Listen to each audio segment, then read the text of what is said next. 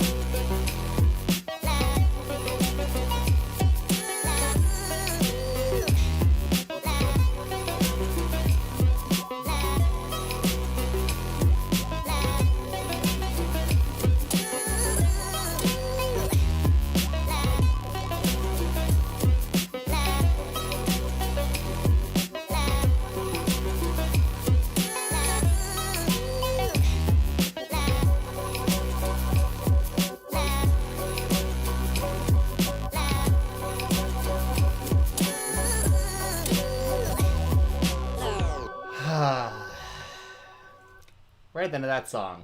Perfect. Beautiful. Yes. Welcome, everybody, to a very tranquilo episode of Jessi and Steven. I'm your host Feeling today. better. Cool guy Steve here today with Jessi. You can probably see my whole setup here, like in the reflection, like my screens and all. Oh this yeah. stuff. I mean, let me look. Let me zoom. Let me. I look like the Thunderdome on my. Oh my my god, glasses. it does. You look Yeah? like the hacker. Yeah, maybe he's a part of Retribution. Maybe. I'm thinking so. Think so? I'm thinking so. Something. I don't know. It has to all tie in. I mean, they gotta do something with it. Yeah. Let's be real. Yeah, I feel like that too. Well, anyways, welcome everybody to another live chat with me and Jessi. I'm Steven, that's Jessi. We're going to be talking about WWE Payback and giving our predictions for this show. It's 1 week removed from SummerSlam, which is pretty interesting, like that they just like went back to back with pay-per-views like that. Right. But I will say, I actually, on paper, this actually is a more interesting show to me than SummerSlam was. So, Yeah, it really is. I think SummerSlam on its own, like, kind of gave it enough build because it's called Payback, so we know it's about payback. It's like rematch clause. That's what it should be called. But I think it's gonna be really cool. So. Yeah, I think it was Alex Pulowski of Fightful.com that mentioned it's like it's Payback and this group is called Retribution. If there isn't some sort of big Yes, I was big gonna angle, like how is it feels like this is like tailor made for Retribution to either have like a big story like twist here or like reveal who is involved or like something on this show, it feels like, right? Yeah. Yeah, there has to be. They need to tie this all together because it's a mess now. They're not really doing anything. They're just kind of showing up sometimes now. I mean, when it was at the PC, they were down there wrecking it. I mean, they didn't give two Fs about what they were doing. But now that we're at, Amway Center, City of Orlando, we kind of got to be a little bit more careful. So, Yeah. I really hope that they do something and they just don't, like, not show up like they didn't do anything at SummerSlam. I was like, okay. Do you think it's interesting or a coincidence that they haven't attacked NXT at all? I don't think. I think that just happens to be circumstance. I think they're probably NXT members anyway, but I just think that they just want to keep that separate. I mean, if I was WWE, I would want to keep NXT as separate as possible. Yeah, DeAndre mentions Dijak sent out some cryptic tweets. Yeah, I think part of it. I think I mean, based on like the body types of the people who have been in the suits and masks lately. I mean, Dijak looks like one of those people. And also, if I remember correctly, like, weren't they... I don't know if it ever got to the point of hype videos or not. Someone in the chat can probably let me know. But I know they were... recap videos. Well, they were, like, teasing, like, Dijak coming up to either Raw or SmackDown, like, just a couple months ago. And he was, like, tweeting about wanting to go after the U.S. Championship and, like, all this stuff. And I could see that maybe being a thing if it was, like, he was teased to move up. He was, like, and then, like, they pulled it away from him. So he joined Retribution because they, you know, like, I don't know. Or maybe I'm just thinking of stuff that didn't happen. But I could have sworn he was, like, or at least it was right around the time Matt Riddle went to SmackDown. I feel like there was like a promo package for someone that never came out. I think it was Dijak. Yeah. I don't know. Yeah. I don't know. So I could definitely see him being a part of the group. JGZ also mentioned R.I.P. Chadwick Boseman. Weeks before. DeAndre just said, yep, weeks before, but you were right. There you go. Thank you, DeAndre. And yeah, R.I.P. to Chadwick. I'm not a big movie guy, so like, admittedly, like, there you go. I obviously, you know, Wakanda Forever. You know, I think that was like obviously his staple movie that a lot of people remember him by. But he was more than Black Panther. He was an incredibly talented and gifted actor. And obviously, you know, as an Ohio State fan, I have to go to draft day. You know. And there he is, the Buckeye. Why?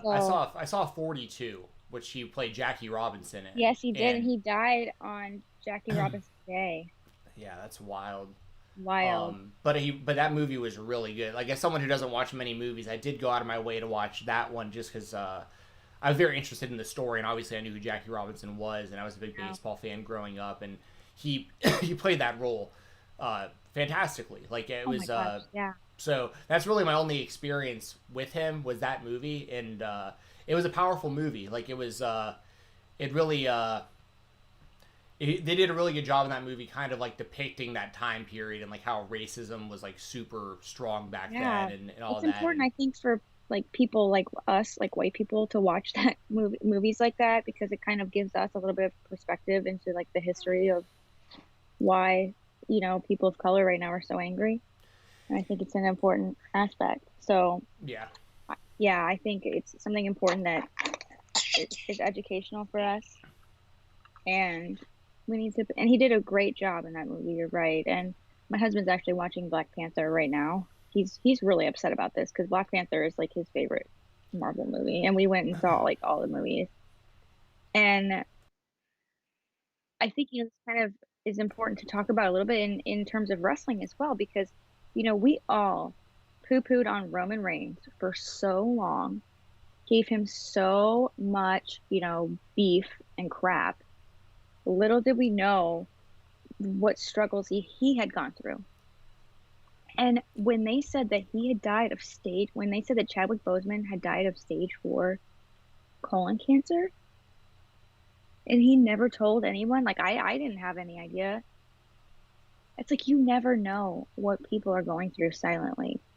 You never, ever know what people are going through behind closed doors. You don't. And it's so important to give every person some grace, give them some leniency, because you never, ever, ever know how what you're saying and what you're doing and how you're talking about someone can affect them. I heard that he was like deleting Twitter pictures because people were saying he looked really tired and bad and he was like out of shape and stuff like that. I don't know if that's true, but it's like, now I bet all those people feel like really big jerks. Yeah. I mean, I hope they feel bad about that, because that's really messed up. Yeah.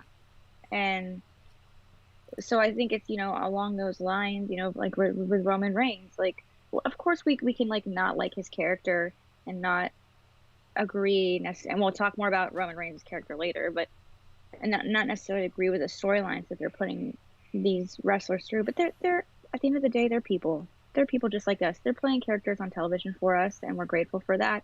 But they're human beings, and we need to have boundaries with that, you know. Oh yeah, yeah, 100%. I can still hear you. So yeah, it was a bummer. I But know a lot of people were affected by that pretty a heavily. I lot know of it. people are very shaken up. Well, and I know like obviously I'm not African American. I think that's pretty clear by looking at me and all that. But Me like, either. but I do know how important it was for that community for everyone like to see him in that role as a Black Panther. I remember that being a really really big deal for everybody, but especially the African American community, because it was like finally one of us is like A superhero looks like me. I remember reading so many like young kids saying that, and that just like made me tear up. well, it also You know, wasn't a quote unquote black movie, like because that's the other yeah, thing is like a lot of the my time, husband is white as heck, and this is like his favorite Marvel movie. right? And what I mean by white movie, obviously, is like this was like a lot of these like the kind of black movies and black comedies and stuff like that. They get really pigeonholed. Like it's like you know, I think of someone like Tyler Perry, for instance, where like he's been super successful, but like he has like his kind of niche thing that he does, and it's like this certain type of comedy and like all this kind of stuff. The Black Panther was just straight up the top role of the humongous, just worldwide. Like it had nothing to do with race or anything, but it was good to see like, all right, it doesn't like this guy right here represents us, and now he's leading the path for more people in roles like that, which I mean is definitely it's something that I didn't even realize, and this is just my ignorance. It's something I didn't even realize was happening until the Black Panther, because I was like, oh, because I just don't really follow movies that closely, but I was like, oh, they haven't had like a legit black superhero, and I was like, I guess I know. I guess not really. I remember like Shaq being in like Steel and that kind of stuff, but that isn't on the same level as like something like No. this, you know. So it's No, like this was and it, obviously we didn't realize how important it was to that community, sure, and now we do, and I think that that's great, and it's just such an important thing, especially right now. You know, I cannot speak for the Black community, but I know they're hurting, and this hurts them, and I know that a lot of them are hurting, and it just makes me so sad and so upset. But you know what we do have is an eye-opening experience for people like me, like you.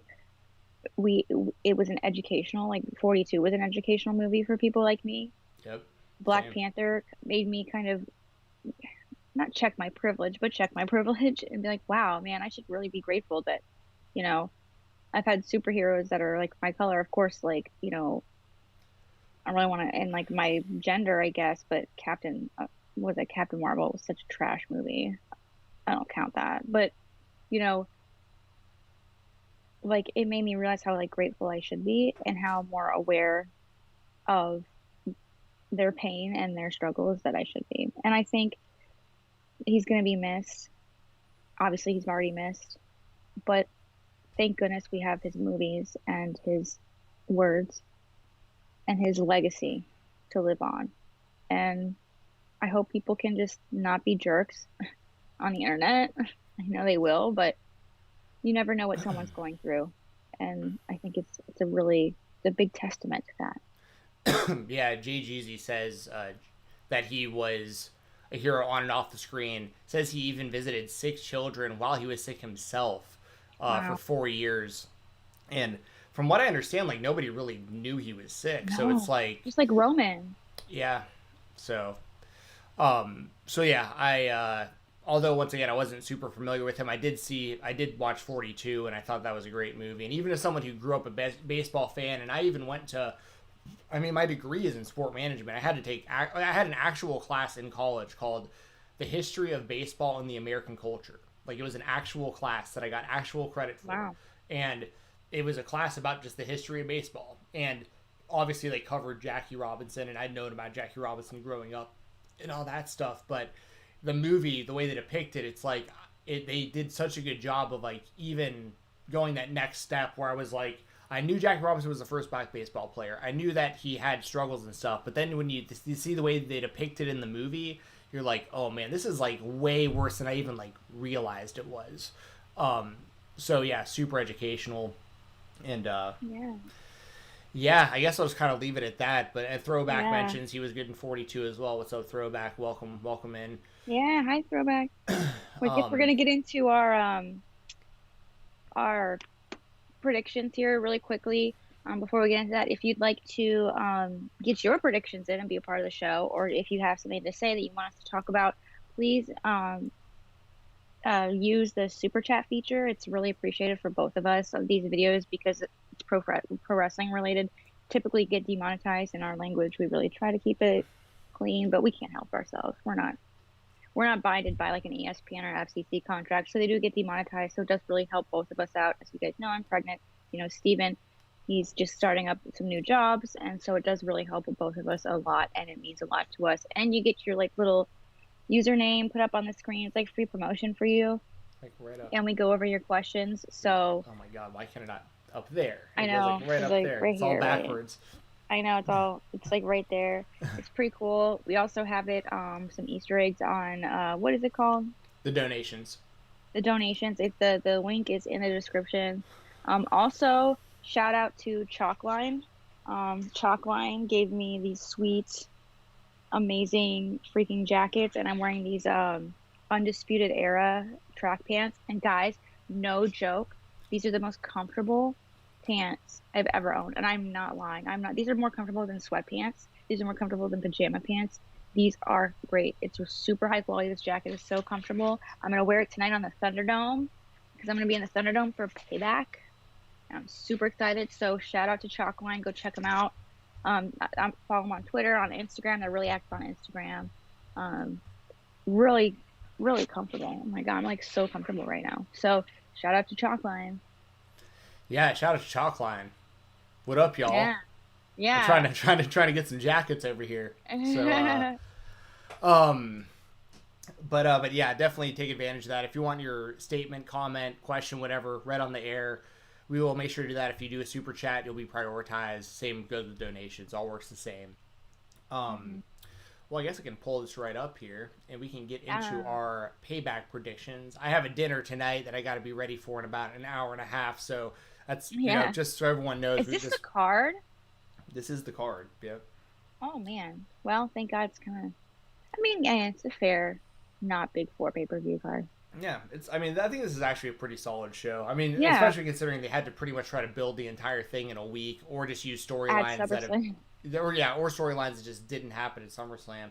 One omission that I realized here right off the bat, though, is like Kevin Owens, like, still not doing anything. Like, I know he's doing the thing with Aleister Black now or whatever, but like, don't see Kevin Owens' name on this show, and I don't know how they have managed to nerf him to the level they have. Like, he used to be awesome, and now Kevin Owens is just like some like he's like this like mid-Carter like goofball guy. Like, it's like what the hell is this?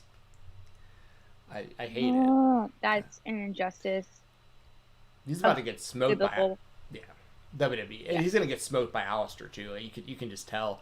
I like Aleister, by the way, but it's not really at the expense of Kevin Owens. I mean, I don't know why I even care at this point with some of these guys. It's just like I get invested, and then the WWE just. I know Kevin Owens is such a good human being too. Yeah. So. Anyway, as far as the actual show goes, like, I mean, there is some good stuff here. So, I guess we'll just start right off with I'm gonna take my glasses off now. I think my eyes are all right. The Riot Squad versus the IIconics. Pre-show. Yeah, this will be on the pre-show, it looks like. You got any thoughts on this one? I mean, I'll just go first, I guess, and say I think it's pretty clear the Riot Squad's gonna win, but I mean, maybe it'll be good, but I'm just not even gonna sit here in front. Like, the IIconics do nothing for me in the ring, so like you know, and I'm not that big on Riot Squad either. So like this match just really isn't for me.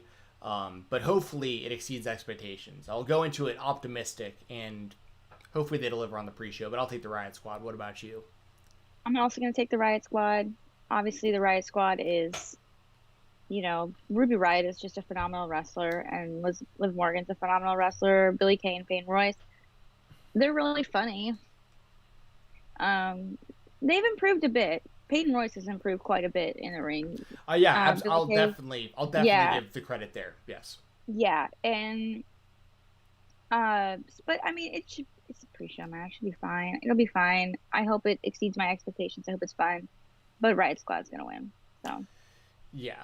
We got a super chat if you want to read it off, Jesse. yes, throwback. Thank you so much for that super chat. You are amazing. You are so supportive, and it means the world to us. Thank you so much, throwback.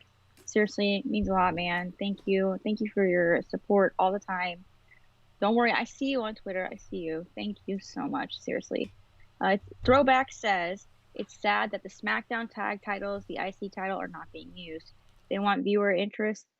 They need to develop talent. SmackDown hasn't been SmackDown tag team championships haven't been on a pay-per-view since Mania. Completely agree. 1,000%. Where are those SmackDown tag titles? Like, do we even care anymore? Like, who's the champion? I don't even know. Nakamura and Cesaro. What? Yeah, Nakamura and Cesaro are the tag champ, and Sami Zayn just came back. And Sami Zayn just came back to fight for the Intercontinental Championship against Jeff Hardy. Like, I guess I don't know, but it's like, why? If you have Sami Zayn return and you're not even giving the Intercontinental Championship a spotlight on the card, what are you doing? What are you doing? What are you doing, bro? Like, I completely agree. Yeah, they have too many titles. I mean, I only know who the tag team champions are because I watched like part of SmackDown this past Friday. Otherwise, I would have been right with you, like trying to figure out like who. And it's sad because like I'm a really big fan of Cesaro and Shinsuke. Like they're both incredible performers. Yes. All the way. And this is kind of the perfect spot for Nakamura right now because like I don't want to dig on him too much, but like I'm kind of with a lot of the people who have the same line of thinking where Nakamura is just kind of like coasting. This is kind of like his retirement tour. He's not going out there and having the matches he was having in New Japan on even I can't even say a consistent basis really ever. He kind of did that in NXT, but now it's like he kind of just fits perfect as like a tag team guy. Cesaro, at least it gives Cesaro something to do because he's just like perennially underutilized. So yeah, but I'm with you, Throwback. I agree. I'm with you too, man. Thank you so much for that. We really appreciate that. And yeah, it's a dang shame. Yep. Moving on, we got Big E versus Sheamus. What do you think about this I think one? this will be good. I think this will be like so good. I really do. I think Big E and Sheamus both are really talented individuals on their own. I think it's kind of like they've kind of done a lot of the promos on. Sorry, my nose is good, and I want to pick my nose. Yeah, I know there's been like a lot of like Big E talking smack on like talking smack, and on like Twitter because Big E is so funny. Big E's just really funny. Like if you listen to the New Day pod, he's just great. He's so good at this, and I wish they would show more of it on like actual television. But clearly, they can't even show the Intercontinental Championship or the SmackDown tag title, so I wouldn't expect them to. I'd like Big E to win. For some reason, I can see Sheamus winning, which would make like 0 sense to me because I really think Big E could have a singles championship push. I really think he deserves it. I think he's incredibly talented, especially right now with Xavier Woods with no clear timetable on a return, and Kofi as well. It makes sense for Big E to win because the cards are just playing just right for him to have a good singles run. So I'd like to see him win. Sheamus, he just had that big match with like Jeff Hardy. He's done things right now. Like he doesn't really need the win. I'd really like to see Big E take this dub.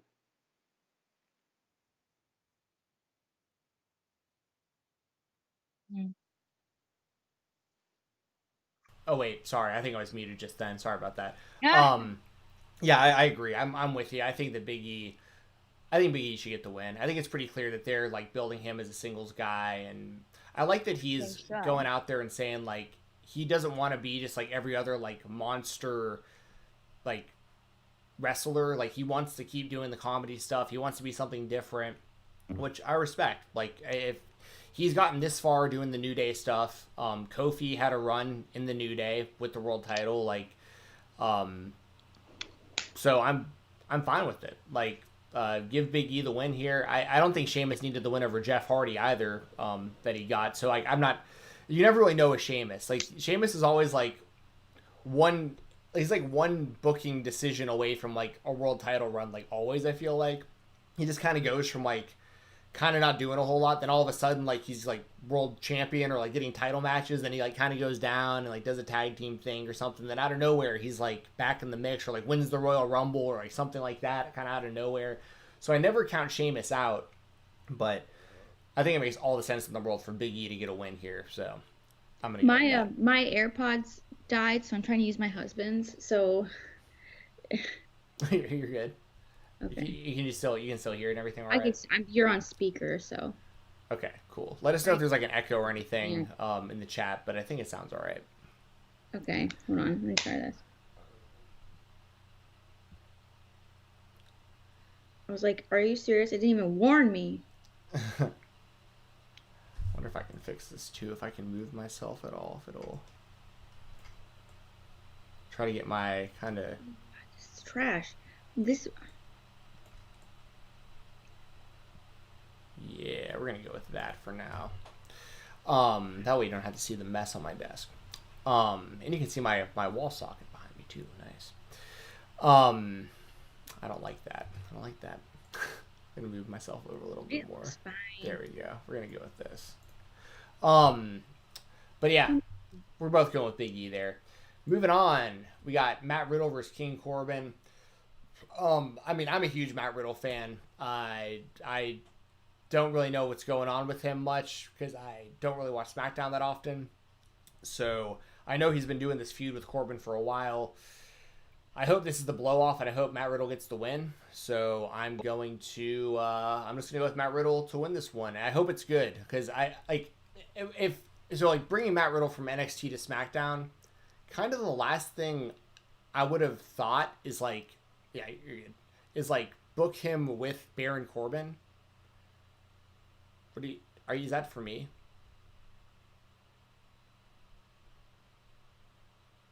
I'm like looking at Jessi, pointing at me. I'm guessing she can't hear me. I can't. You're muted. Oh, there we go. I can hear you now. Yeah, it's messing up. Hold on. Technical difficulties. We'll see if we can get this. Can you hear me though? Yeah, I can hear you fine. Oh, okay. All right. Well, while we're working on that, yeah, I was just saying, like, I just don't. You're muted again. Still muted.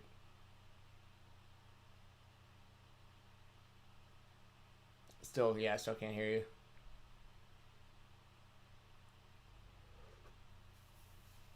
Okay, you can hear me there, Yeah, right? I can hear you now. Yep.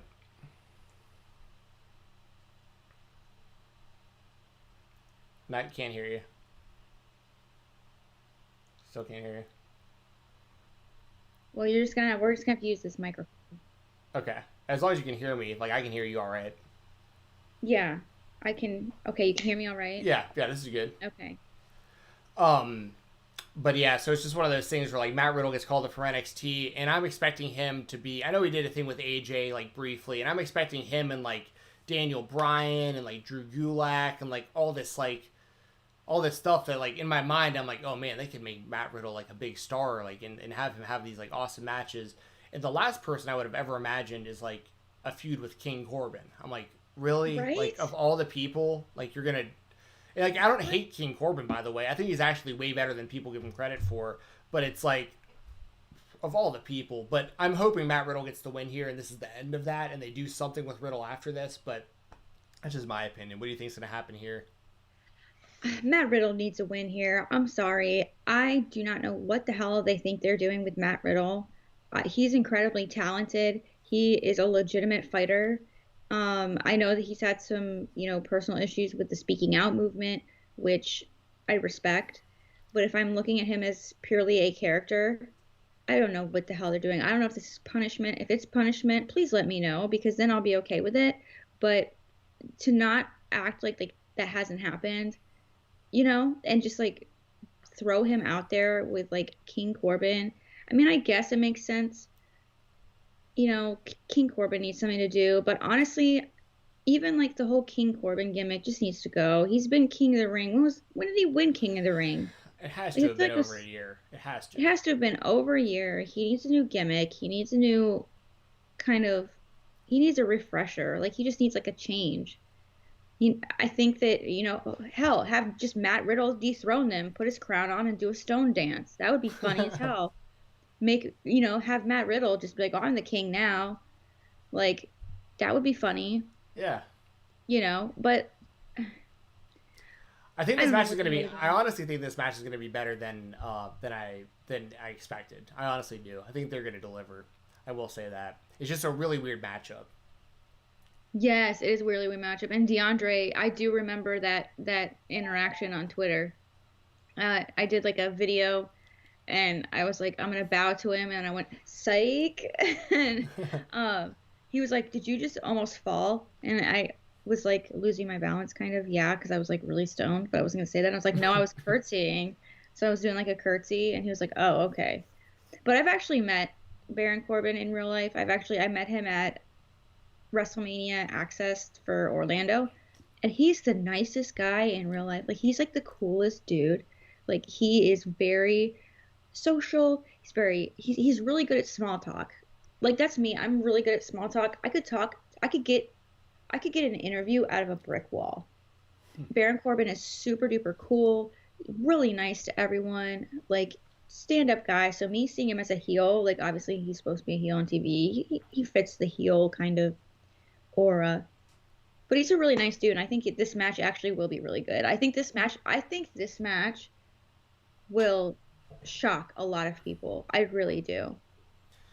Yeah, I hope it delivers, because the positives I can definitely say about Baron Corbin are that he's super athletic, especially for a guy his size. Like, he just kind of robotic and still comes off like slightly green, even though but here's the thing, like, because his NXT run was interesting because they never had like the confidence to like give him like the title or even have him in that mix. He was like a mid-carder type guy in NXT amongst a roster of just straight workhorses from the indies.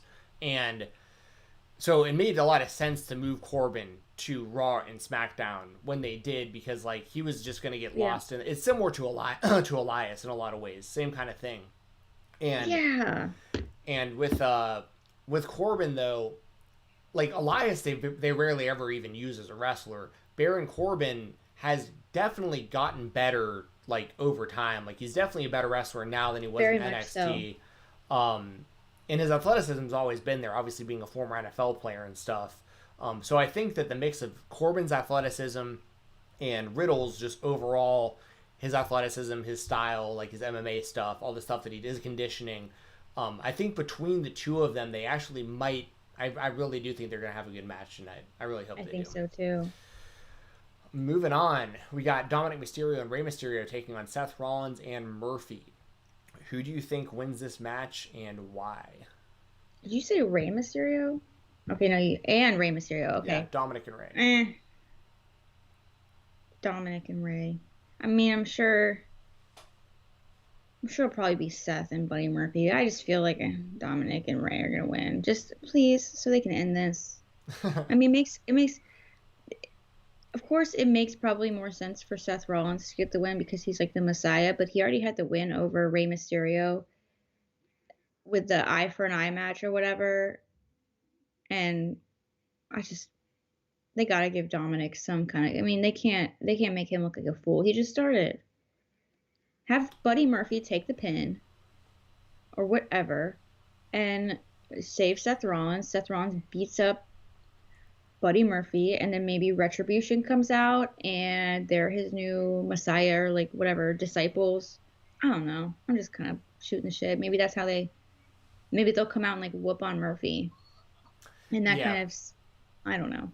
I'm just trying to find a way to get Dominic to win. Yeah, no, I'm with you. I'm taking Dominic and Ray also, just for what it's worth, like for pretty much the same exact reasons. I can't remember what happened on Monday, but like Dominic pinned Murphy, didn't he? I can't remember. Did he? I can't remember. They did a tag team match or something, didn't they? Did they have this match on Raw? Like, I can't remember now. I can't remember because I was taking off my makeup because I was in the Thunderdome, so I didn't even see it. Or did Retribution attack before the end of the match? Is that what happened? That's right. That is right. Yeah, that sounds right. But they didn't attack Seth Rollins. Right, exactly. That's what happened. So I'll take the Mysterios to get the win here because, like you said, like, what's the point of doing this if you're just going to keep having Dominic lose to these people over and over and over again? I'm not saying like Dominic Mysterio needs to be pushed as like this main event star right out the gate or anything, but you also don't want to like completely squash him unless like, you know, unless they like write him off of the show and then he winds up in like NXT and like has to like really work his way back kind of in the mix, and this is just a way of like introducing him or something, or reintroducing him. We all saw him 15 years ago, but but I do like what I've seen out of Dominic so far though. Me too. Yeah. So, but yeah, I'll take the Mysterios to win this one as well. After this, we have a match that we were supposed to get on Raw that like we kind of got, but didn't. We got Keith Lee versus Randy Orton. I'm going to take Randy Orton to win. I just don't see them like, because like Orton, I feel like is still the next challenger to McIntyre. Like they haven't ended that feud, and he like took Keith Lee or took like he just punted McIntyre and like gave him the concussion or whatever they said that McIntyre has. So like clearly Randy Orton and Drew McIntyre, that isn't done yet.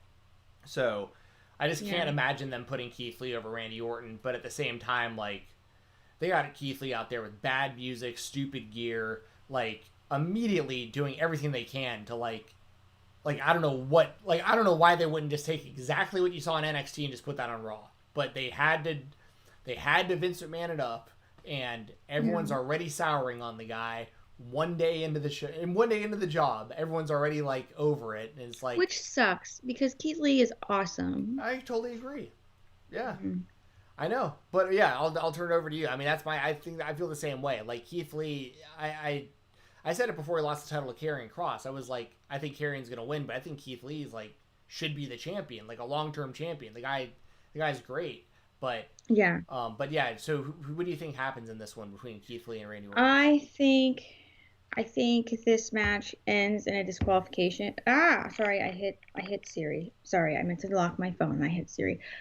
I think this match ends in a disqualification. I think Keith Lee wins via DQ because Drew McIntyre comes out and whips on Randy Orton again. That's a good call.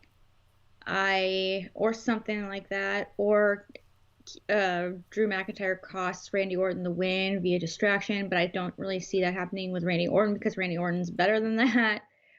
Keith Lee needs to win. It's a lose-lose situation because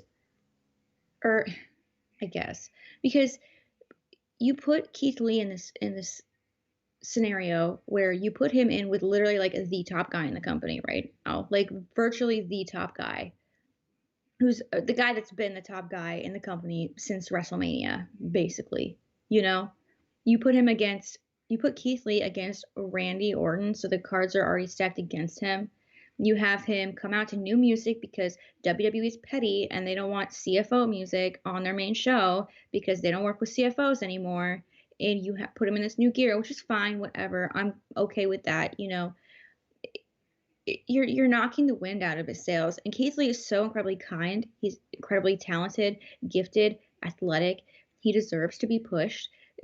But to put him in with Randy Orton, well, in some aspects, that's a really big compliment. And it's a really big statement to people that, wow, Vince McMahon must really think highly of him to put him in the ring with Randy Orton on his first night of Monday Night Raw, you know. But at the same time, it's like, okay, so we all expect him to lose because he's going up against Randy Orton. And if we're looking at this from like a kayfabe perspective, you know, and we don't even like think about like NXT too much, you know, who are you? Like, Who are you to go up against Randy Orton? Like, you know what I mean? So, I was told not to say, you know what I'm saying, or you know what I mean. I was just told that was like rude. Why? What? Who told you that? I saw it on TikTok. Oh, I say it all the time. Yeah, wait, some I do jabroni too. on TikTok? No, It don't was listen to someone that. someone says like condescending or something because I don't know. But anyways, you say No. you should like you're supposed to say like, do you have any questions? Which I can't ask. What nerd are you It's some watching lady, on? some Oh, like here lady. we go. I don't know. Some lady on newsflash. TikTok's about to get straight up become illegal, so I'm not listening to anything that anyone. Well, it was TikTok. that, and I saw it on Twitter too. I saw someone saying it's like rude to say. Well, maybe it technically Why? is. You do not offend me by saying, you know, I mean, I say it all the Okay, time. I'm just saying you're not supposed to say that, but I say it all the time. So I'm working on it. Like I'm saying, I'm working on saying I don't want to say because I say all the time. But I feel I'm conflicted. I'm gonna, you know what? Screw it. I'm gonna pick, like I said, Keith Lee to win via disqualification. I like the pick. I'm still gonna go with Orton, but I think it's interesting. It's really interesting. I have zero faith in WWE's booking of Keith Lee. Zero. So You we'll want see. to go over the 1 and 2, and then we'll save 3 for last. Yes. Yeah. Okay.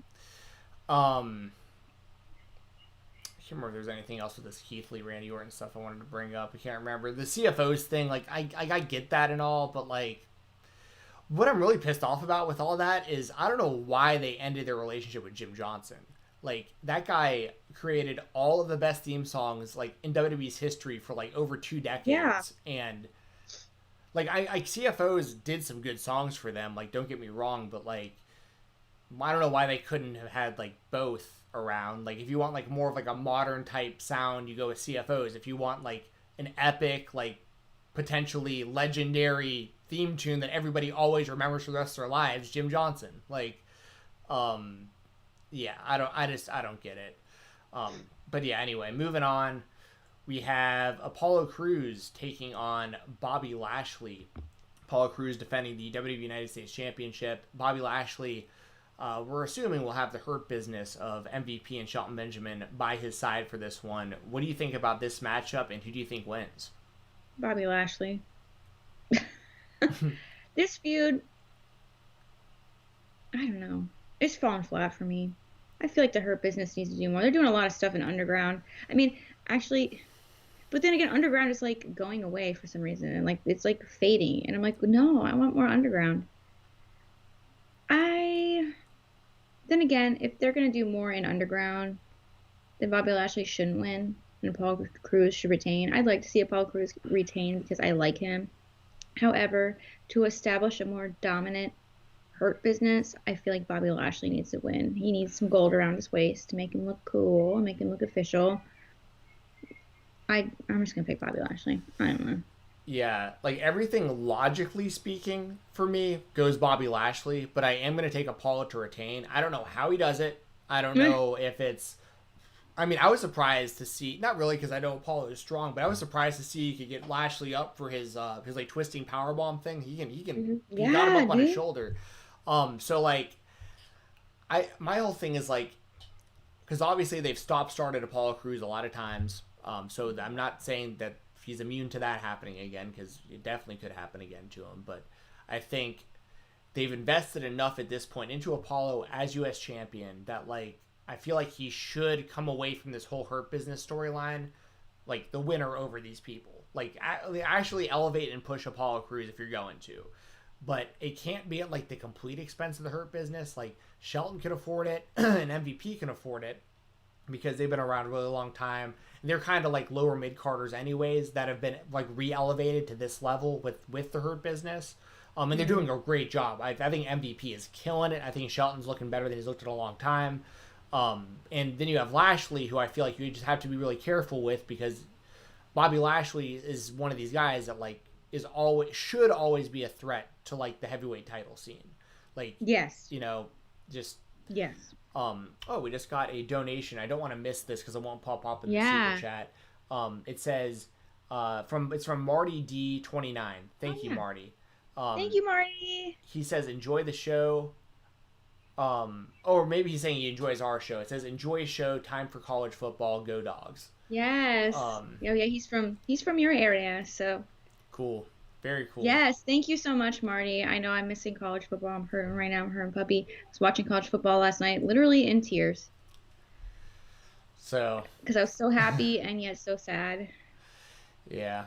So we'll see. We'll see how that all plays out. But thank you, Marty. I'm excited. Yes, thank you so much, Marty. It means a lot to us. Thank you so much. So yeah, and then the underground thing, I don't know what they're really doing with that, because last week it was basically just Lashley going in there and beating everyone up. Yeah. And yeah, I just don't know. And because part of me with underground, it's like one of two things is going to happen. Either they're going to like, there's three things. There's a third thing that I really want to happen that I'll try to get to. So first thing they can do is just straight up, just keep it going and keep trying to make it legitimate or whatever. But if they're going to keep it going, they can't deny that they have people like Matt Riddle and Timothy Thatcher and, I mean, even like Brock, if he's around, and all these people who are like actually in the MMA world, who know MMA, like, or even like Kyle O'Reilly, who does a lot of MMA stuff in his matches, who I love. And it looks like they're finally giving him a singles push on NXT, which I love. God. I know. Finally. I was like, oh my God, Steven's going to be so happy. Yes. I have not shut up about this for so long. So thank you for that, WWE. I hope to see Kyle O'Reilly killing it as a singles. But so if you're going to continue the Raw Underground thing, you have to do it in a special or careful way, because you can't just turn a blind eye to like all these actual MMA fighters you have on your roster. Because if this was like a real underground fight club type thing, like Matt Riddle, I'm sure would like be the first person to raise his hand and be like, yeah, I'll fight anybody. Like, I'll fight any of y'all. You know, like, I don't care. Yeah, exactly. So there's that. The other option would be just to nip it in the bud and just try to take what they've gotten out of it so far. They've elevated, like, I feel like they're going to make Riddick Moss and Arturo Ruas a tag team based on what I've seen.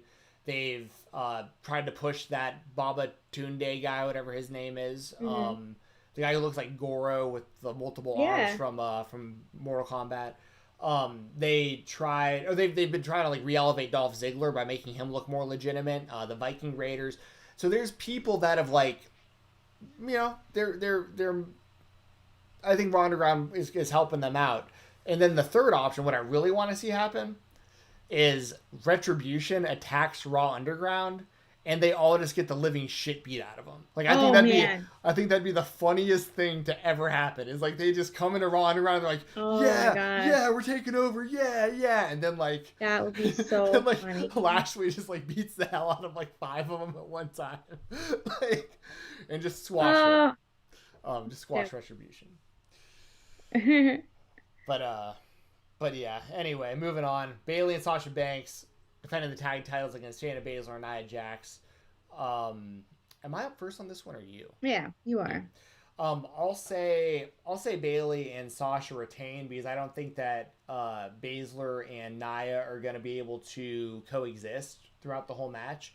But what I do like is the pairing. Like, if they were a tag team on the same page, this makes me way more interested in Nia Jax, because her just throwing chicks around and Baszler just ground and pounding and submitting them, like, that could actually be a lot of fun. Like, that's probably the best way you could use Nia Jax, is like in a tag team where she's just a straight up enforcer, doesn't have to do full singles matches, because I don't really like her singles matches. So like she can do like like half the match in a tag team, just dominate, and let Shayna do the heavy lifting and the submission work and all that kind of stuff. Like, that could actually be interesting. But what I think is more likely is they're building towards Shayna versus Nia. I think they'll wind up fighting each other in this match, and one will leave the other for Banks and Bayley to retain, is what I'm going to guess. What do you think is going to happen here? Yeah, I think Bayley and Sasha Banks retain. I think that would add a different level of depth to their story and their kind of tension, that while individually they can't really hold their own, and Bayley throws some shade at Sasha on, what was that? Was that Monday? No, was that Monday or Friday? She was like saying, everyone knows that Sasha can't retain a Raw title, and it was very shady.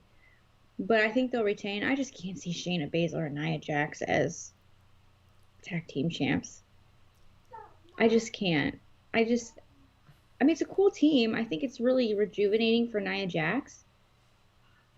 And I think it kind of does make sense, and that's a product of Raw Underground, isn't it? Yeah, it is. Yeah, they It's a product of Raw Underground. Mhm. So there's a cicada that is like giving me the business right now, and I'm so sorry. It's very annoying. But okay. I think that it's an interesting pairing. I mean, on paper, Shayna Baszler and Nia Jax should absolutely beat the ever loving you know what out of Bayley and Sasha Banks. But I think Bayley and Sasha are such chicken you know what heels that they find like such creative ways to win. I think they'll win. I think they'll win, and I think it, like I said, it adds some more depth. I do kind of want to see Shayna Baszler and Nia Jax winning, just because it would kind of be interesting. But they're an interesting tag team, and if I were in the women's division, I wouldn't want to face either one of them. Yeah, for sure. And also, Shayna has been saying that she wants next on the Raw Women's title too. So like, I don't know how this is all gonna play out, but I don't know. It's interesting. I do want to see Shayna and Nia have a Raw Underground fight because they teased it. I just don't think Nia's gonna actually. And this isn't like because I think she's scared or anything. I understand Raw Underground isn't real. I get that. So like, I'm gonna just preface it by saying this. Like, I think Nia's wrestling character is afraid to fight on Raw Underground against Shayna. So I don't think we're gonna see that. But if it did happen, I think it'd be very interesting. I'll just put it that way. Especially because of the amount of trash that Nia has talked about Ronda. And Ronda and Shayna are really tight in real life. And like, if Shayna was kind of allowed to kind of be a little more liberal with her strikes and stuff, she might kind of throw out some receipts for some of these women who have been injured by Nia. I think it'd be very interesting. But I don't think we're going to wind up actually ever seeing any of that, though. No. And lastly, right here, we got the main event. And there's a lot to talk about here because this involves Roman Reigns. So I'm going to let you take the floor on this. So we got The Fiend Bray Wyatt defending the Universal Championship in a no-holds-barred triple threat match against Roman Reigns, who returned at SummerSlam and is now a Paul Heyman guy, it looks like, which is super interesting, along with Braun Strowman rounding up the triple threat. What do you think about this? Roman's alliance with Heyman? Who do you think wins? Just give me all your thoughts on this. Okay, so everyone freaked out, obviously, when Roman Reigns said, and that's not a prediction, that's a spoiler, and Paul Heyman is sitting next to him, all happy as hell. I was happy as hell. I thought it was amazing. I think it's incredible. I think that it is a throwback to 2 years ago when Paul Heyman predicted it himself. I think it's awesome. I think it's so cool. I think it's a great new edge to Roman Reigns. I really do. I think that it gives Roman Reigns a new level of edginess. First off, he's got to get rid of the Shield music. He's got to get rid of the Shield garb. He's got to get rid of the Shield music because he is no longer part of the Shield, honey. That ship has sailed. It was a great ship. It was a beautiful ship. It was a luxury cruise line, but it has sailed. It has sunk. It is done. It is in Atlantis, swimming with the fishes as a coral reef. You need to end it. If he comes out tonight to like, ba ba ba ba ba ba ba ba, and then we have on Friday, ba ba ba ba, I'm gonna know for a fact he's gonna turn on Paul Heyman because this is what I think is gonna happen. I don't know if he's gonna win the title tonight. I kind of hope not because I would really like to see the Fiend hold the title and have like an actual good title run for a while.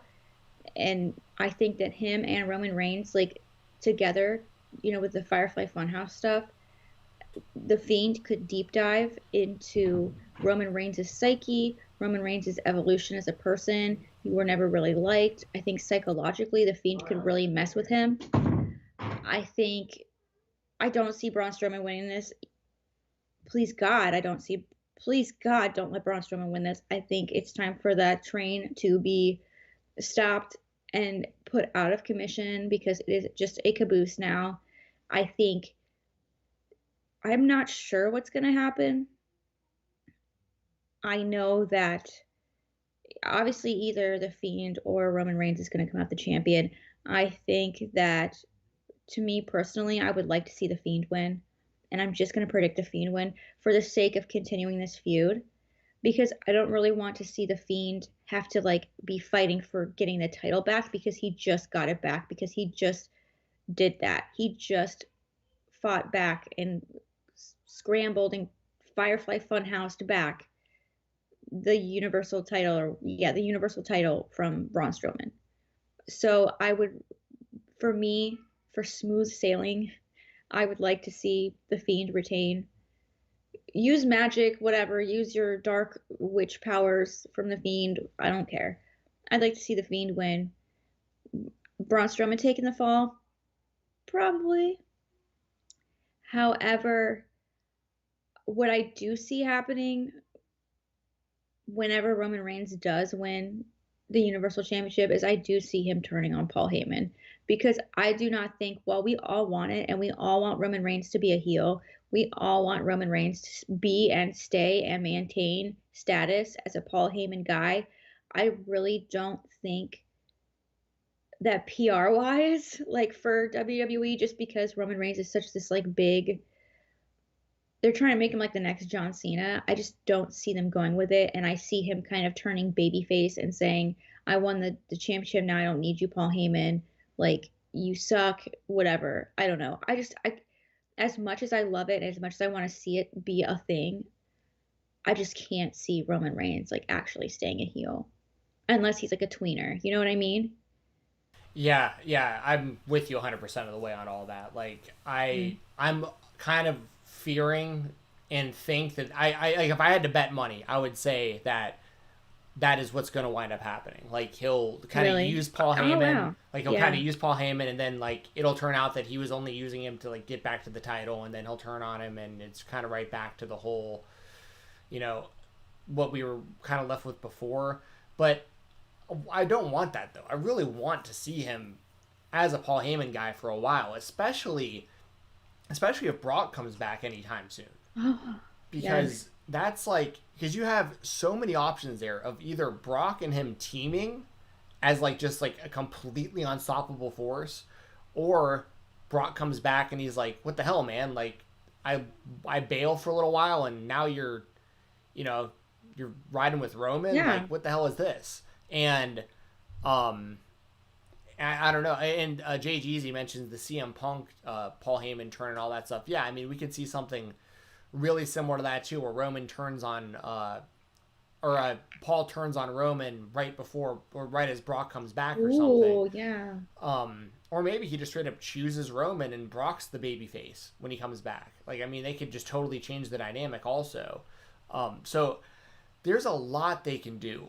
I think Roman is best used as a tweener, though. Like, he can be right there in the middle. Paul Heyman doesn't even have to be a heel either. Like, he can be a tweener as well. Like, he just goes out, talks up Roman. If you want to boo him, fine. If you want to cheer him, fine.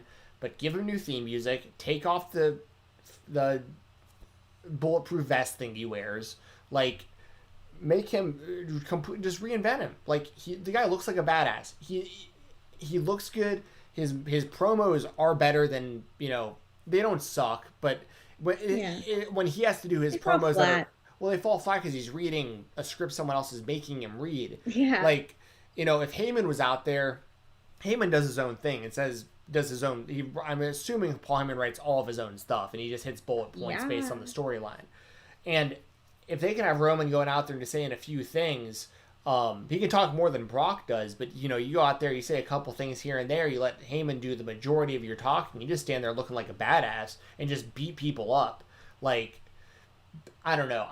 I'm optimistic about this because at the very least, the WWE has recognized fans are interested in Roman Reigns and Roman Reigns and Paul Heyman being together. Like, thank God. It's undeniable. Like, people are talking about this. People are talking about it, and people are loving it. Yes, and if they were smart, and I don't know how smart they are at this point, I just don't, but if they were smart, they would go, oh, wow, this is working, and people are talking about it, and people really like it. How about we just do this? Like, I don't understand this mindset in professional wrestling where you feel like you have to just swerve and swerve and swerve and swerve people. Like, just do what makes sense. Just do what the good story is. But you said, like, that's what you've said. You said, what was it what you said? Yeah, I can't remember though. I mean, I've definitely said this before about stuff. I did a podcast a while ago where, I got like praise from this guy I really look up to, who was like, dude, that was a genius thing you just said about sometimes just doing what makes sense. Like, you don't have to swerve everybody every time if the story's good. Like, sometimes the best thing to do in wrestling is to just do what makes sense. I think that's what you said. Yeah, just do that. Like, what's the worst that happens? You had a bunch of marks online going, oh yeah, I saw this coming. Because you know what? They're the same people that if what they think in their head is going to happen on the show and it doesn't happen, then they complain about it online.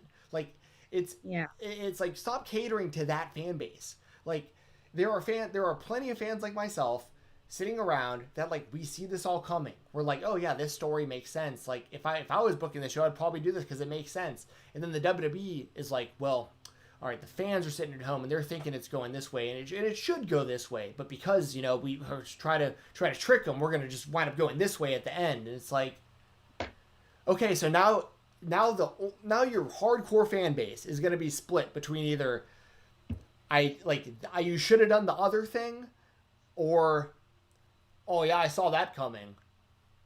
So just do what makes sense. Just do what makes sense. I'm gonna say Roman Reigns wins. I don't really. I don't want to sit here and like bash the Fiend, but like, they have ruined him. Like, he's been salvaged a little bit since the Goldberg loss, but if it's me, just go all the way with Roman. Like, the guy, and it's also a good faith thing too, because this guy was sitting at home, probably he's probably putting on like the happy, like, you know, the happy face right now, but like, he was probably sitting at home, like, legitimately weighing his options. Like, my boy Mox is killing it over at AEW, and I'm hearing how awesome this is. The WWE is making me look bad. Like, I'm not happy about how this is all being handled. And now he's finally agreed to come back. And I say, you give him Heyman, you give him new theme music, you give him new gear, you give him that title back, and just run with it. The Fiend, figure it out. I don't know. I don't know what to say about the Fiend. I don't know. The way that they book him. Well, I in theory I like it. I like it. Okay. His entrance in the Thunderdome is too good. It's cool for them not to keep him champion. Like, they put a lot of effort into that. Yeah. I mean, but my problem with him is, like, you have these matches where, like, he's completely indestructible. Like, completely indestructible. And then, and then Goldberg just, like, squashes him. Oh, that hurt. And then since then, it's like, okay, well, let's make him indestructible again. It's like, okay, well, this is starting to kind of work, okay? And then Strowman's just, like, throwing him around, and it's like, I get that it's Strowman, but it's like, okay, well, there's Strowman, but there's also, like, you know, like, these sledgehammers and stuff that have been used on him, the 20 curb stomps in one match, and you just keep kicking out at one, and, like, all this stuff, and it's like, and then Strowman, who I'm just completely done with. Strowman. Me too. I could not be bothered. And they just made him look like a complete moron. Like, he comes into the ring with a box cutter, looking like he's gonna, like, go Breaking Bad style on Strowman in the ring. He does crafts. And then he winds up just cutting the ring up, and then the Fiend uses it against him and wins. Like, so Strowman looks like a nerd. The Fiend is, like, barely teetering there on the brink of, like, falling off and making it. Like, he's still kind of right there of, like, but then you got Roman, who people can hate on it all they want. Roman's still their biggest star in the company. Yeah. Like, and I don't think it's really even close. And I don't know. I wouldn't be surprised if the Fiend retained, and if he does, I think he pins Strowman again. Strowman again. But I feel like they got to get that belt on Roman and give him the proper run that we all want to see. Like, give him an actual championship reign where he's a badass and he just goes out there, wins matches, and feed into it. Like, if Yeah. he's getting booed, he can go, he can look at the fans in the Thunderdome and fucking give him a couple of these and, like, I don't care. Like, say whatever you want about me, y'all. Like, I'm out here doing my thing. I'm the champion. He should have taken, when he beat The Undertaker at WrestleMania, and all the heat he had that night, be that guy every night. Like, he didn't go out there. He didn't go out there and even cut a heel promo. That was so good. He just went out there and soaked it in. He let everyone say everything they wanted to about him. He just basically said, "F you, Roman," on network television. Yeah. Orlando was lit that night. Yeah, I was in the crowd saying it also. Like, yes. And all he really did was, like, he said, like, one word or whatever. He's like, it's my yard now or whatever. And it's like, he leaned right into it. He didn't even cut a heel promo. He's just leaning into what the crowd is giving him. Like, just do that. Like, I don't. Yeah, I feel like I'm taking crazy pills. Like, it's so obvious. Brace yourself and give into the moment. You've got nothing to lose. So what is your excuse? That's such a good song. There we go. Yeah, brace yourself and give into the moment. You've got nothing to lose. Yeah. So what is your excuse? Yeah, exactly. And if the 10 years. The Heyman thing doesn't work, then break them up. If it doesn't work, but if it does, you got a brand new thing that everyone's give him into. A spear. yeah. Have Brock come back. I mean, whatever. Bro, yes. So yeah, I'll leave it at that. I'm gonna take Roman, but it would not surprise me to see the Fiend retain. I do not need to see Braun Strowman with that belt. Please, God, no. Yeah, they need to figure out something completely different to do with him. He needs, like, he might as well just join the Fiend again, to be honest. Like yeah. He might as well just go full on heel and embrace it. Hold on a second. Alexa Bliss. What's going on with her? I don't know. I have no idea. I know that she got like mandible clawed by the Fiend, and it was like during the Strowman, but I don't think she's been seen since posting then. some weird shit on Twitter, and I don't know if it has to do with her personal life or this. Assuming this. You're right. I have seen that on Twitter lately. That's a good call. I hadn't even considered that. Maybe she's either gonna wind up with the Fiend or with Strowman, one of the two. So yeah, that's actually something. That's a good point that you brought up, though, because that might be an X factor. Maybe she gets involved in this match, and I just the whole Strowman and Fiend, all of it was just so stupid. Like the swamp match or whatever that was. Oh like, my god! I mean, just that come was on. So funny. So bad. So like bad. That's straight up. If you lived in Orlando, it looked like Turkey Lake Park. Like, if you've ever been to Turkey Lake Park, that looked like Turkey Lake Park. The so park funny. that I grew up going to, like that park, when I was 13 and I had like a big mental breakdown, long story, my mom I took the day off school and we went down to Turkey Lake Park and sat on this damn pier with those little lily pads. I was like, dude, this looks like Turkey Lake Park. I was like, what are you guys fighting? Can you imagine? In Orlando, seeing that shit? Yeah, people just driving by, like, what the hell's going on over there? That's what I was thinking about with the, we talked about it before with the graveyard match or boneyard match at WrestleMania with the Undertaker. Yes. How, like, people were just driving by, like, is that the Undertaker in cars, a graveyard? So, like, and that's like not in a good area of town either. Like, right. Full Sail's not in the best, like in the PC. I won't say where it is, but it's like out. Like, it's like in an industrial area of Orlando, kind of. I'm not gonna say where, but it's like in a really, because we've always like, oh, let's go drive by, we're near it. We always drive by and go, hi, Performance Center, and then just leave. But it's like in like a really weird part of town that's like not Disney. Yeah, I know where it's like, at. Yeah, I know exactly where. You know, it's in a weird, like, it's a weird area. So. Yeah, it's just so hilarious to me. So. Yeah. Well, that's it for the predictions, I guess. Yeah. I mean, this pay-per-view snuck right up on us, and it's happening, and I'm going to watch it. I'm going to go do that dinner I've got to do in a little bit, and I'm going to come back, and I'll be here I might miss the pre-show maybe, but I'll be in the Thunderdome. Hopefully. Nice. Repping the chalk line in Thunderdome. Yes, and shout out to Brian Alvarez and Wrestling Observer Live for putting me over as a Thunderdome fan and an AEW Dynamite fan.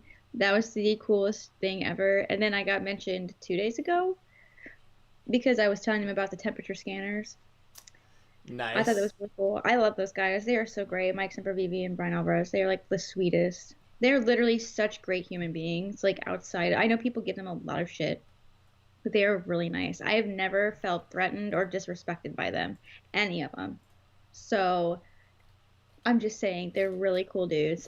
Also, happy birthday to Sean Ross Sapp. Yes. It was Sean Ross Sapp's birthday a year ago today. I have the pictures. Me, Sean, some other people that he knows, and this guy Dave. We all went out to I call it Illuminati's. It was this pizza place for Chicago pizza, and it was like a really big deal for me because as someone in recovery from eating disorder, I don't eat pizza. Like I don't. And I actually had some pizza that night. But we all went out for a birthday dinner for him.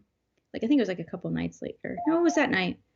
So I really wish we could have done something cool like that this year. I did send him a little birthday package in the mail that is coming tomorrow, of course, because I wanted to make sure my coronavirus test was negative before I sent it out because I didn't want to send him like a box of, virus. Yeah, right. So he's going to get a little late, but happy birthday to Sean. Really great guy. He's been super supportive of me since like before, like when I had like 2,000 followers on Twitter. He's such a sweetheart. He's always been supportive and encouraging to me. He's always been there for me. He saved my life in Las Vegas when I had a really horrible, like threatening, speaking out movement kind of situation happening to me. And he saved me from that. And I'll forever be grateful for that. And he's become like one of my really good friends. So super happy birthday to Sean Ross Sapp for being cool and for getting older. So you'll fart. Right. And what's he, probably 34 or so? Probably something like that? 34, 35 probably. 33? I'm 32. He's got to be... 34 maybe. I don't know. Let me do some research. I gave him a shout out on the Weekender for his birthday today as well. So if people out there want to listen to... I recorded the Fightful Weekender podcast right before me and Jessi went live. That's why we were a little bit late today. But yeah. Yeah, Cameron Perkins, the Motor City Machine Guns are back in Impact. I talk about that on the Weekender. I cover Impact on the Weekender every weekend. If you want to check out my thoughts on those shows, I talk about them a lot. Yeah. How old are you? I don't know. What year did you graduate? I don't know. It's not the movie. I'm not doing math. He's older. He's in his early to mid 30s, we'll say that. And he's very tall. Very, very tall. He's tall as hell. I'm very short dude. next to him, and it's really embarrassing. He's a good dude. I'm short next to everyone, though. Everyone's just like, wow, you're so short. I'm like, everyone's like, you look tall in your videos. I'm like, I do? I mean, thank you, but I'm very short. Yeah, he's a good guy. I appreciate the opportunities I've gotten with Fightful and stuff through him, for sure. And for those of you who want to check it out, me and Alex Pulowski, I think it's with Alex, on Tuesday, we're doing the review for Fightful for NXT. So, because they're not doing Wednesday this week. So, me and him should be on Tuesday if you want to check that out on the Fightful YouTube channel, Tuesday night right after the show. Chanel. I just saw that Chanel was in the hospital. I'm really glad that you're out of the hospital, and I hope you're doing better. Yes, and it says, hope you're both well. Yeah, I'm good, thank you. I'm pretty good. My daughter has allergies. Not the pollen, the dust or whatever in the air right now in our area is at the extreme level, so she's coughing like crazy. And I'm like not going to be able to send her to school tomorrow because even though it's allergies and she has no fever and she tested negative, it's like no one wants to be around coughing kids right now. Understandable. Yeah. Well, that's pretty much all I've got. If anyone has a last minute super chat or donation, we'll make sure to deep dive on that before we go off the air. I'm going to pull up our sponsors and stuff, and all that good stuff real quick and talk about that. But while I'm talking about the sponsors, if there once again are any last minute super chats or donations, when I'm done talking, we'll read those out and still give you your money's worth the best we can on anything you want to throw in there. Instagram. There we go. All right. So I gotta just be careful on Facebook here every time I open this. Yeah, It keeps trying to open all my personal information every time. All right, there we go. I think we're all right.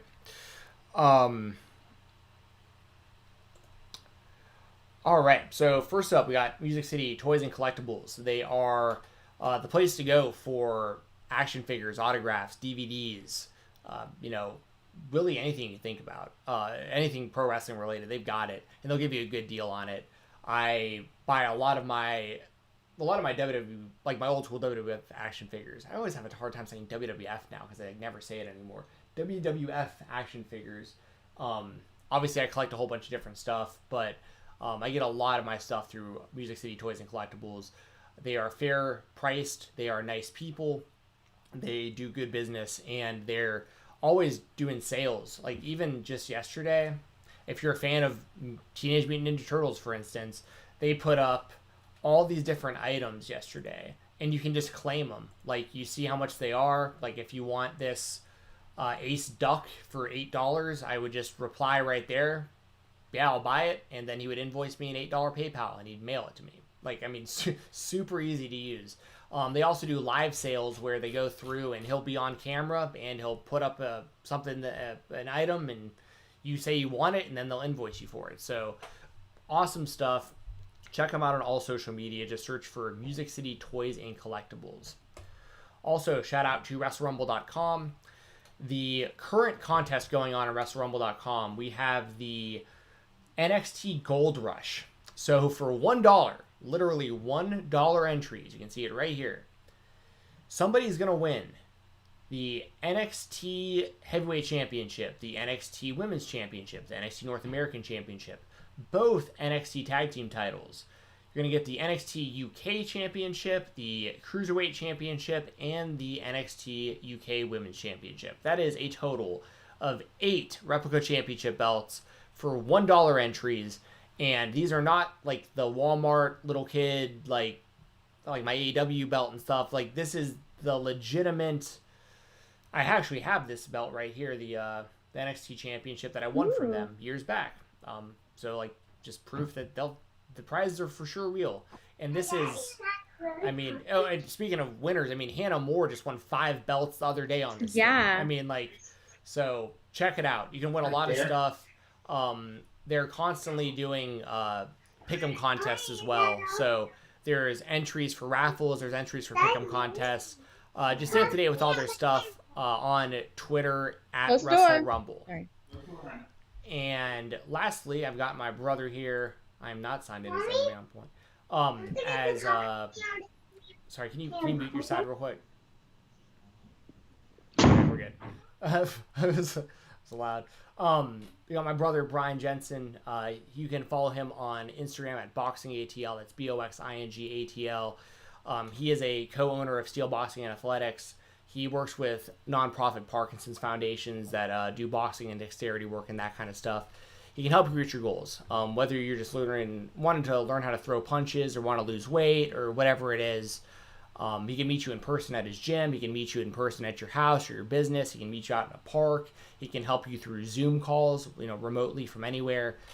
He can help you reach your goals. I can't stress it enough. He's a good guy. He'll help you out. Just give him a follow on Instagram once again at BoxingATL. And just tell him, just like all of our sponsors, tell them that me and Jesse sent you over. I promise you that you will get a good deal. And just keep following my brother here on Instagram. I know he's really proud of what he's been able to. Most of his business comes through Instagram, and he's like busy 7 days a week, like full days, and it's mainly through his Instagram. So hit him up there. He'll make it happen, give you a good deal, all that good stuff. You can, of course, follow me on Twitter at FightTalk_. That's FIGHTTALK_. And that's all I've got. What you got, Jesse? What have I got? Sorry, I was like waving. My husband is FaceTiming with my mother-in-law, and she was like, "What is she doing?" So I was showing her what I was doing. So, hi, mother-in-law. I'm an angel, I promise. And Scarlett's like, "Make sure you say hi to me." I was like, "Okay." So hi, Scarlett. Hello. I love you very much. I love you so much. You're the best. So, obviously, you can follow me on Twitter at Jessie the Buckeye. My handle is right below the screen, as you can see. It's there. Am I looking at it? No, I'm Yep. not. There it is. It's right there. Oh Yeah. yeah. On your Yeah. Okay. It's right there. That is also the link to my OnlyFans, onlyfans.com/Jessie the Buckeye, JSSITHEBUCKEYE. I am not like Bella Thorne, and I will not deceive you. I will not rip you off. I will provide detailed descriptions of each photo in the photo set that I send out to you. I will tell you exactly what's in there, what is not in there, and I will tell you exactly. I will provide preview pictures on the main page so you know exactly what you're getting. Your money means a lot to me. Your money is very important to me, and I honor that, and I will never, ever rip you off. I am not Bella Thorne. I will not rip you off. Thanks, Bella Thorne, for crashing the site. It was really crappy of you. It really made a lot of our jobs difficult for a lot of us. I will not do that. I will honor you and respect you and treat you with dignity like a human being because you are one. So that's the best way to support me is through my OnlyFans. Obviously, if you'd like to subscribe to the YouTube channel, if you like what you see, please subscribe. That would really mean a lot to us. We're going to do a giveaway at 10K. We're like 500-ish, less than 500-ish away from 10K, 10,000 followers, or subscribers, which is crazy. So that would be really cool. We'd really love to do that. Really love to give away free stuff. So please tell your friends, tell your mom, tell your dad, tell your brother, tell your sister, tell your best friend, tell your acquaintance, tell your coworkers to please subscribe. And if you do like this video, if you like what you see here, please give this video a thumbs up. It really does help the algorithm. We have such a fantastic chat that we do really enjoy, and we would love to get more like-minded people like you into our chat daily or whatever, weekly, whenever we do this. And it really does help us out. It lets the algorithm know, hey, this is a really long video. We like that. And we also see that people really like this video, so we're going to recommend it to you. It's going to recommend it to people who watch like pro wrestling videos. So we'd really also appreciate that. We did actually get a super chat just now from Chanel. Thank you so much. I'm so glad that you're out of the hospital and doing better. Thank you so much. It says, thanks for keeping a smile on my face over the last 2 weeks. You're both awesome. Love chatting to you on Twitter, Jessie. Keep up the great work. Thank you. That really means a lot to me. That's very, very thoughtful. Thank you so much. And I'm so glad to see you're doing better. I hope you're on the mend, and I hope you stay on the mend and you stay out of that hospital because that is no fun. As someone who is like a veteran hospital stayer, it ain't that great. It's not cool. It's kind of annoying. So I'm really glad you're out and you're home, and I hope you're comfortable, and I hope you're safe and well. Thank you so much. That's it for me. Yeah, thank you, Chanel. I appreciate that. Very, very nice of you. Yeah, stay healthy out there. I don't want to see people going in and out of the hospital. Yeah, it sucks. And I know sometimes it's out of people's control. I totally understand that. I get that. But hopefully we're doing the best we can to, stay healthy out there. And thank you, Chanel, for joining the show today. I very much appreciate it. Thank you for the super chat. We got another one. Yay! Yeah, you keep them rolling in. I'll show up. I love it. I'll show up late to dinner if you guys. Yeah, we don't care. Yeah, I'm good. Sorry, I'm making money. Thank you, KC4L. Kansas City for life? I don't know. I'm just guessing. KC4L Wrestling Takes. Thank you so much. That really means a lot. It was good chatting with you today in the chat. It says, first time tuning into the live video. Shout out to the both of you. Keep it up. Always enjoy getting other perspectives in the wrestling community. Thank you so much. That really does mean a lot. I'm the same way. I love to hear different perspectives. I love to hear different predictions. I think it makes me, as a wrestling fan, a little bit more open-minded and a little bit less closed-minded, and I do really appreciate it. So thank you so much. Thank you. That really means a lot. Thank you so much. Yes, I echo those sentiments as well. We really, really appreciate that, and that's the best part about like the internet wrestling community or the YouTube wrestling community or whatever you want to talk about, because as toxic as it can be, like it does way more good than harm, like in overall.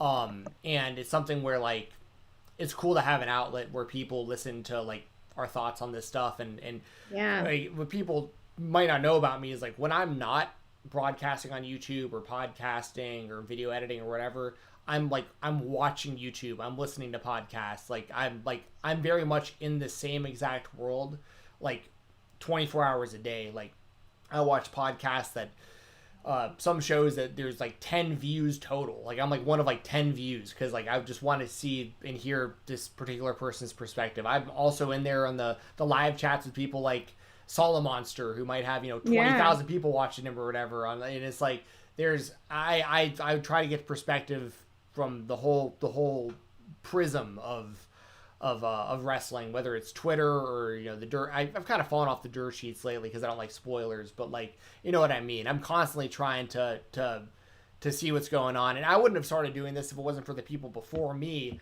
that I watched on YouTube and that kind of stuff. So like, so I very much understand that KC4L wrestling takes because I appreciate you checking our show. King Self for life. Okay, What's sorry. That? Oh, It's King King Self. Self. Okay. Gotcha.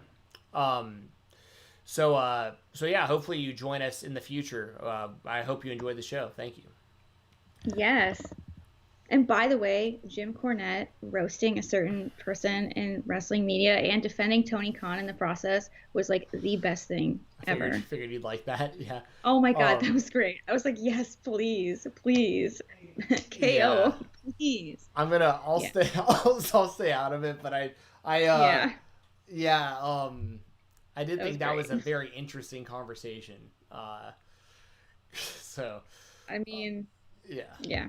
It was interesting. It was one of those. It's like we are really in 2020, aren't we? Yeah. Jim Cornette defending Tony Khan, like whoa. Anyways, that I would just say that was like the funniest thing I've ever seen. Yeah, that was fun. Practice what you preach. There you go. That's gonna be it. Unless like a super chat or something comes in like right as I'm saying this. Yeah. All right, cool. So we'll count that as it is. If anything comes through after this, I do have a list of like super chats and donations. So if something comes in between shows, we'll make sure to address it on the next episode. And I don't know when we'll be live next, but I'm assuming probably like later in the week, like a Wednesday or Thursday or something. Yes, like that. because I will be at All Out. That's on Saturday. So we got to definitely do a preview for that. Yes. Definitely got to do a preview. So I'll be on Fightful on Tuesday. Wednesday, I think I'm free Wednesday, and I should be free Thursday. So probably Thursday, because then we'll have AEW already over, and we can review AEW Dynamite and then do predictions for Double or Nothing or All Out. Sorry, All Out. So if that works for you, maybe we'll try Thursday. So. Okay. That works. I don't think I have anything on Thursday, so. No, look out for Jesse in the Thunderdome, though. Yeah. Yeah. All right, y'all. We'll see you on the next one. All right. Bye.